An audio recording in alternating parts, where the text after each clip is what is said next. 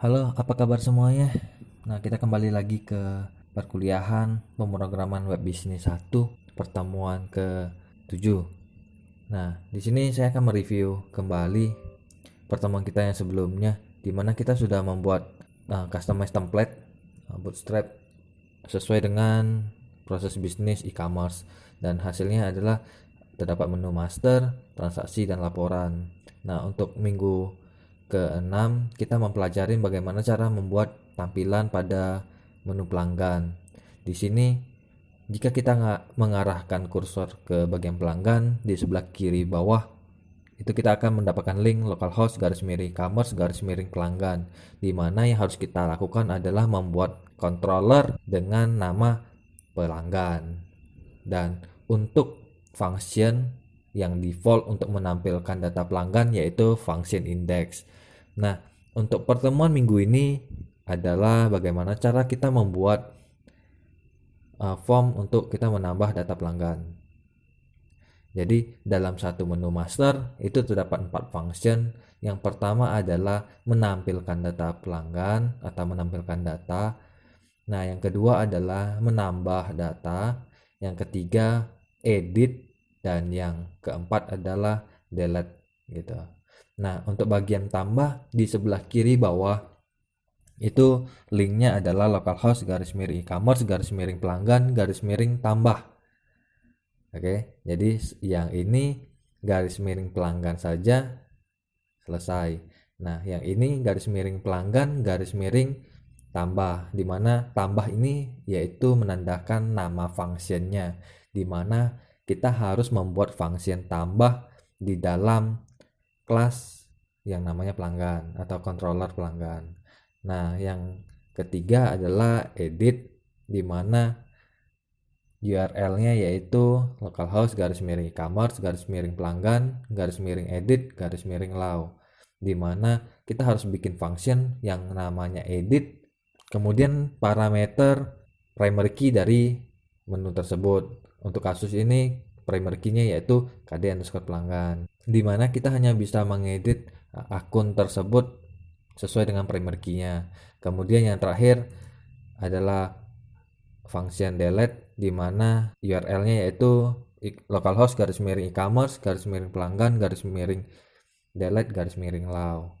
Nah, kesimpulannya itu dapat dilihat di sini, di mana kelas yang sudah kita buat yaitu pelanggan.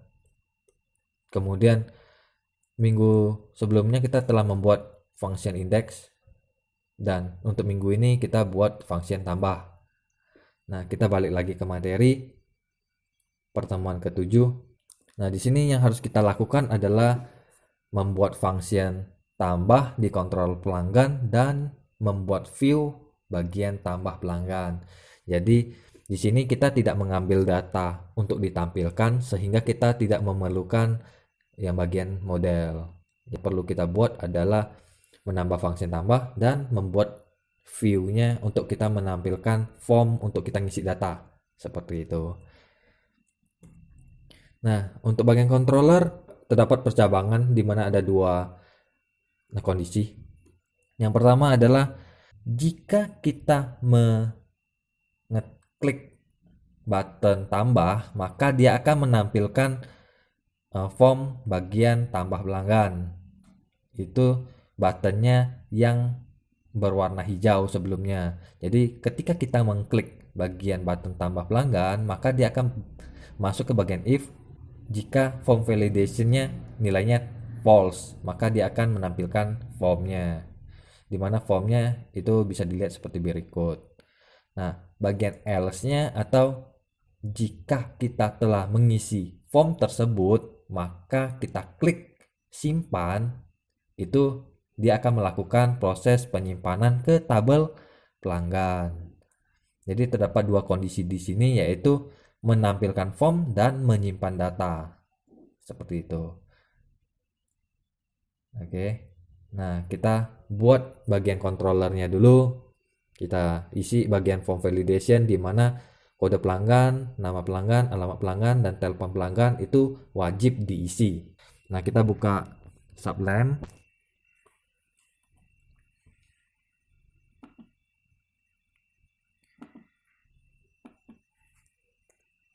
Nah, yang harus kita lakukan adalah membuka application, kemudian buka controller, kemudian buka kelas yang namanya pelanggan. Nah, di sini kita akan membuat function yang baru yang namanya adalah function tambah. Public function tambah. Dimana kita tidak melempar parameter sehingga di sini kita akan kosongkan saja. Nah, kita mulai membuat form validation-nya. Kita mulai dengan this form validation, dimana kita set rules-nya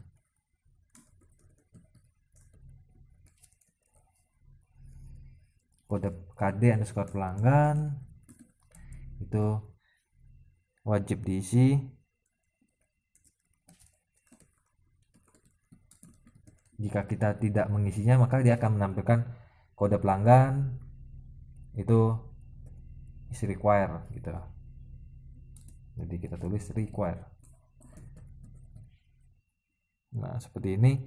Nah, terdapat 4 input yang harus kita isi. Kode pelanggan, kemudian nama pelanggan,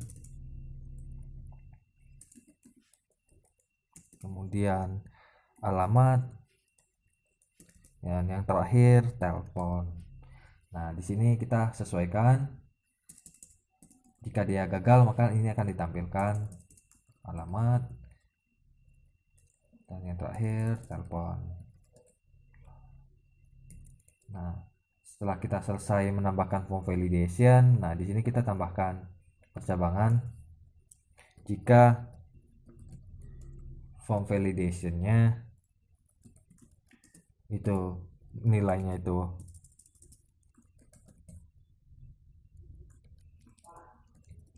false, maka dia akan menampilkan bagian formnya yang harus kita input. Nah, di sini kita harus menghubungkan ke bagian view. Data array, ini data yang mau kita lemparkan ke view, itu data isi aja, di mana lokasi dari kontennya. Nah, lokasi kontennya itu di mana? Nah, lokasinya itu ada di folder pelanggan. Kemudian filenya itu namanya tambah underscore pelanggan, dimana nanti kita harus bikin nih kontennya atau bagian form untuk kita ngisi data-data pelanggannya itu ada di file yang namanya tambah underscore pelanggan. Nah, sampai di sini kita kasih titik koma. Nah, kemudian kita lemparkan nih data ini, kita lemparkan ke bagian view. Nah, caranya kita tulis this, kemudian load view, kemudian kita tulis nih template-nya biar ada tampilannya gitu. Nah, template-nya itu lokasinya di layout, kemudian di file yang namanya wrapper. Nah, gitu. Nah, kita lempar datanya. Nah, kayak gini. Nah, kemudian jika kita telah mengisi data di bagian form, terus kita simpan gitu, maka dia akan menyimpannya di bagian else. Kita simpan dalam bentuk array biar mudah ngelemparnya. Nah, seperti ini. Apa yang kita simpan? Yang pertama adalah KD underscore pelanggan. Kita pakai metode post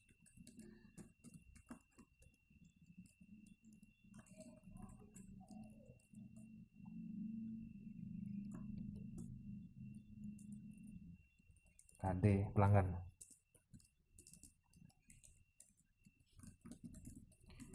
Nah, untuk bagian postnya ini harus sama dengan name di bagian view. Jadi di bagian formnya nanti kita harus buat input data, dan setiap inputan itu ada name-nya, dan name-nya itu salah satunya adalah KD underscore pelanggan. Kemudian untuk yang bagian ini harus sama dengan atribut di database atau di tabel pelanggan. Nah, untuk memudahkan kita gunakan sama. Jadi antara tabel pelanggan atributnya tuh sama dengan bagian formnya, sehingga tidak akan membuat kita salah dalam mengetik. Nah, kita buat inputannya itu ada 7 atributnya dari KD pelanggan, kemudian nama pelanggan yang harus kita simpan, kemudian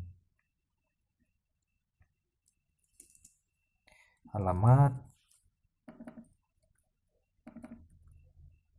kemudian telepon,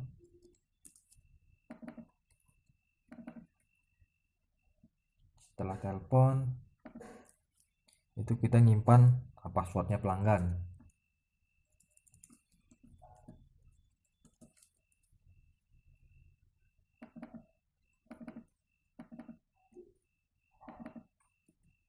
Nah, yang terakhir itu atributnya email pelanggan.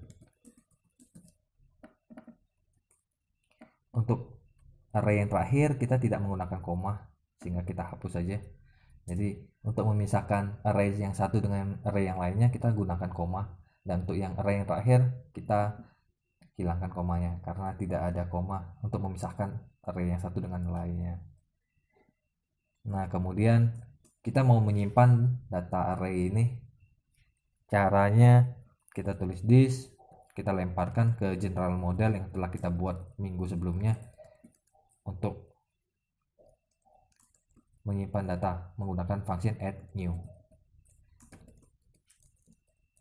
Nah, di dalam function add new ini terdapat dua parameter. Yang pertama itu nama tabelnya, kita mau nyimpan ke dalam tabel apa. Nah, untuk kasus ini kita mau nyimpannya ke tabel pelanggan. Nah, kemudian data yang mau kita simpan, nah kita tinggal tulis saja data.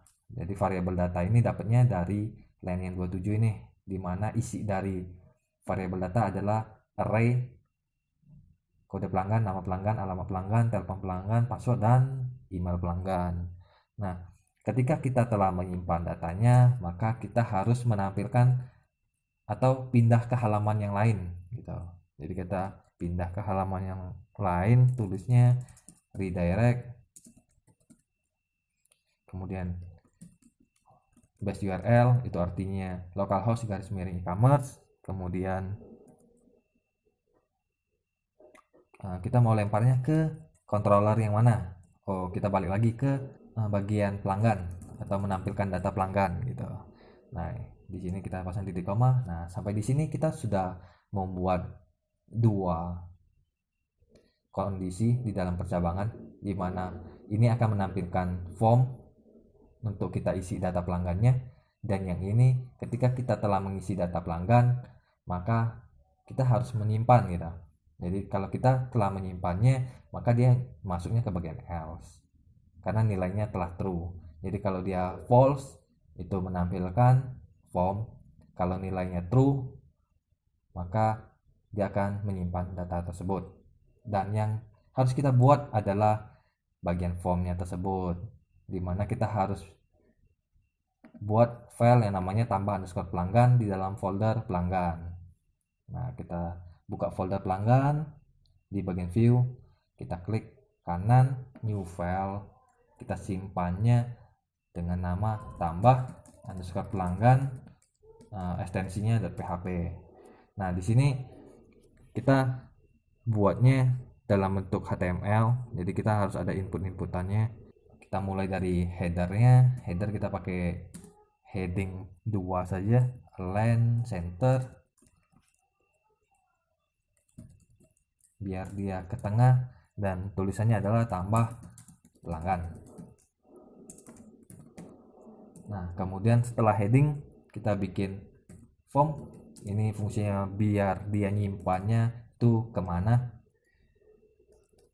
Kita kasih nama form 1, kemudian metode yang kita gunakan tadi adalah post,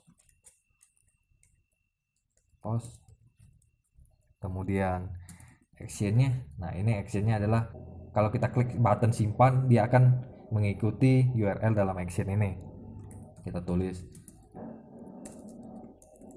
yahoo base URL, jadi localhost garis miring e-commerce, kemudian ke kelas yang namanya pelanggan atau controller pelanggan, kemudian nama fungsinya adalah tambah atau pergi ke function yang tadi kita buat. Nah, di sini kita buat labelnya. Label ini biar dia bold tulisannya, kode pelanggan. Nah, setelah kita buat label, kemudian kita buat inputan setelahnya, dimana inputannya itu tipenya itu teks, kelas ini fungsinya biar dia tampilannya tuh mengikuti bootstrap. Kita ngikutin form control. Kemudian name-nya ini yang tadi dijelaskan bahwa ini kita samakan dengan bagian atribut pada tabel pelanggan.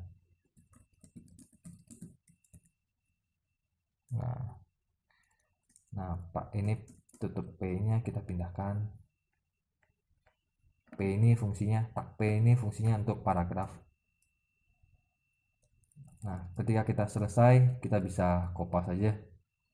Kita ganti namanya adalah nama pelanggan. Kemudian yang bedanya adalah name-nya. Ini NM, nama pelanggan. Nah, selanjutnya alamat. Name-nya kita ganti alamat. Setelah alamat, telepon.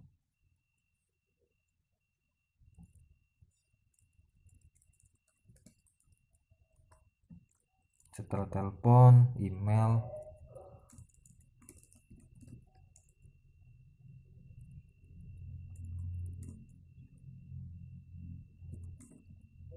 Jadi untuk email kita bisa kasih spam gitu.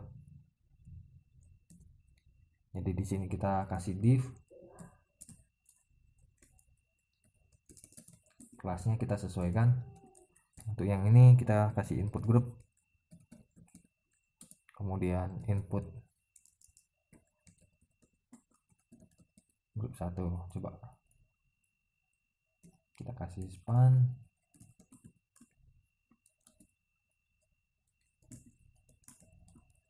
Kelasnya kita kasih input grup add-on.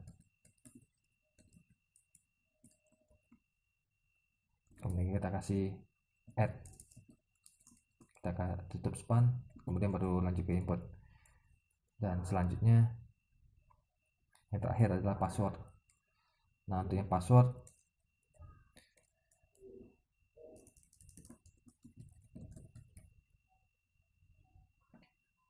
password, name-nya kita ganti jadi password. Nah, kita miss satu atribut lagi, yaitu kota. Jadi kita tambahkan lagi di sini kota pelanggan.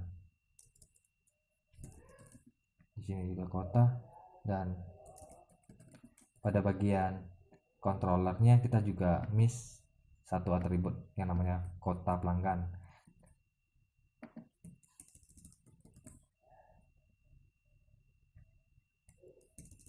Jadi ketika kita mau menambah atribut, kita tinggal tambah saja. Jadi untuk posisinya tidak berpengaruh.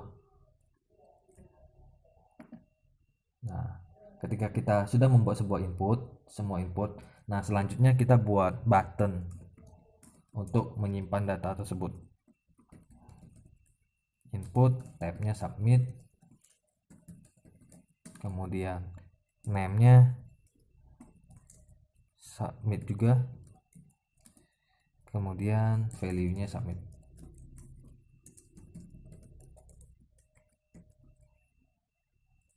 Nah, kita buat satu input saja atau satu button saja.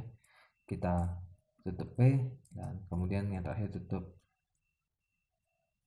Oh iya, ini div-nya belum kita tutup ya. Kita tutup div-nya di sini deh. Kita tutup form. Nah, kita simpan. Nah, kita coba buka bagian tambahnya, kita klik. Nah, di sini ada error di line 28.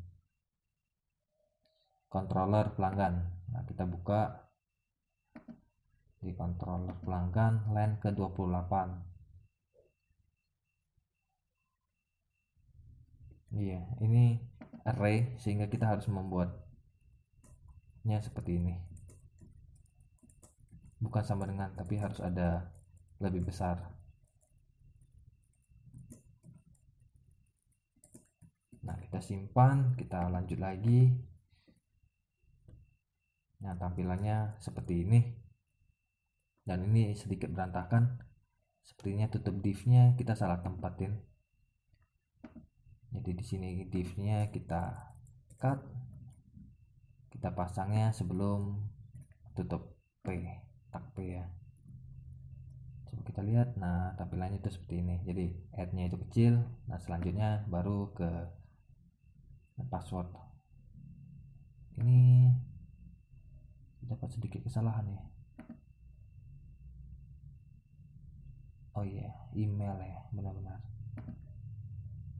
Nah, seperti ini. Nah, selanjutnya kita coba isi kode pelanggannya.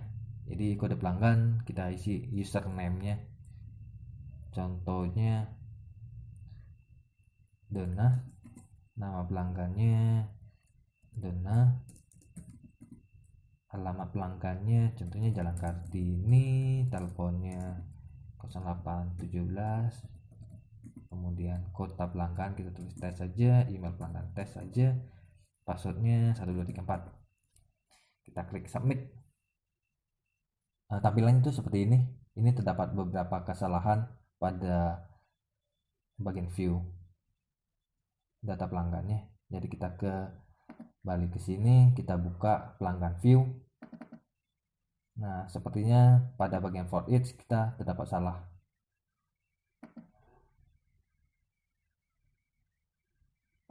Oke, salahnya yaitu di sini kita harus buat tr, kemudian di sini harus tutup tr. Nah, seperti itu. Kita simpan, coba kita buka lagi, kita refresh. Nah, tampilannya itu harusnya seperti ini. Oke. Nah, sampai jumpa di pertemuan selanjutnya. Kita akan membahas bagaimana cara membuat bagian edit dan delete.